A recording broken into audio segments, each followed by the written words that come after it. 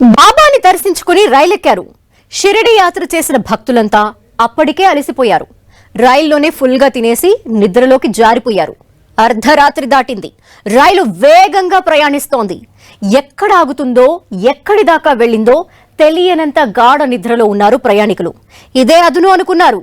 అప్పటికే రైలెక్కిన దోపిడీగాళ్లు అందిన కాడికి దోచేశారు.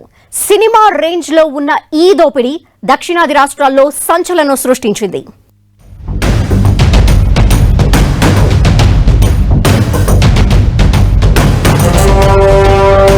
షిరిడి కాకినాడ ఎక్స్ప్రెస్ రైల్లో దారి దోపిడీ. 30 మంది నుంచి 30 లక్షల సొమ్ము లూటి.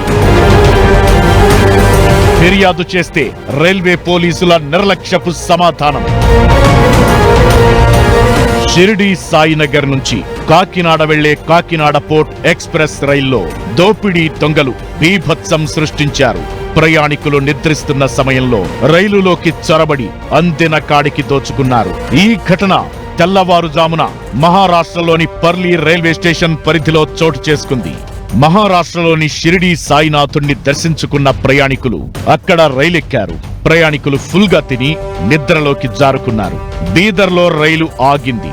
కొందరు దుండగులు సాధారణ ప్రయాణికుల్లాగే రైల్లోని B4, B5, B6 ఏసీ బోగిల్లోకి ఎక్కారు. ప్రయాణికులు నిద్రిస్తున్న సమయంలో వారి వద్ద ఉన్న బ్యాగుల్లో ఉన్న నగలు, బంగారం గొలుసులు, చెవిదుద్దులు, ఉంగరాలు, సెల్ ఫోన్లు, బ్రాస్లెట్లు, అవసరానికి తీసుకొచ్చిన నగదును దోచుకున్నారు. 3 బోగీలలో సుమారుగా 30 మంది ప్రయాణికుల నుంచి నిమిషాల వ్యవధిలో వారి బ్యాగులు తీసుకుని జంప్ అయ్యారు.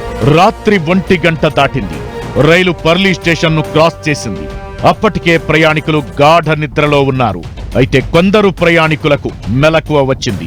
లేచి చూసేసరికి వారి బ్యాగులు కనిపించలేదు. అటు ఇటు వెదికారు. అయినా ఒక్క బ్యాగు దొరకలేదు. దీంతో రైల్లో దొంగలు పడ్డారని గుర్తించారు. లబోదిబోమంటూనే ట్రైన్లోని టీసీ దగ్గరకు వెళ్లి ఫిర్యాదు చేశారు. రైల్లో ఉండాల్సిన రైల్వే పోలీసులను చూశారు. భద్రతా సిబ్బంది కనిపించలేదు. ఫిర్యాదు చేసినా ఎవరూ పట్టించుకోలేదు.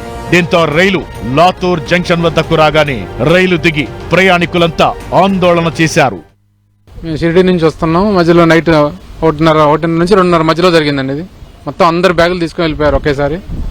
తీసుకెళ్లిన తర్వాత మేము అసలు మమ్మల్ని పట్టించుకున్నాడు 5 దాకా. మళ్ళీ మేము బేదర్ వచ్చిన దాకా మమ్మల్ని కనీసం ఒకళ్ళు వచ్చి అడగటం కానీ ఏదన్నా ఇదేంటి ఏం జరిగిందని అడగటం కానీ లేదు.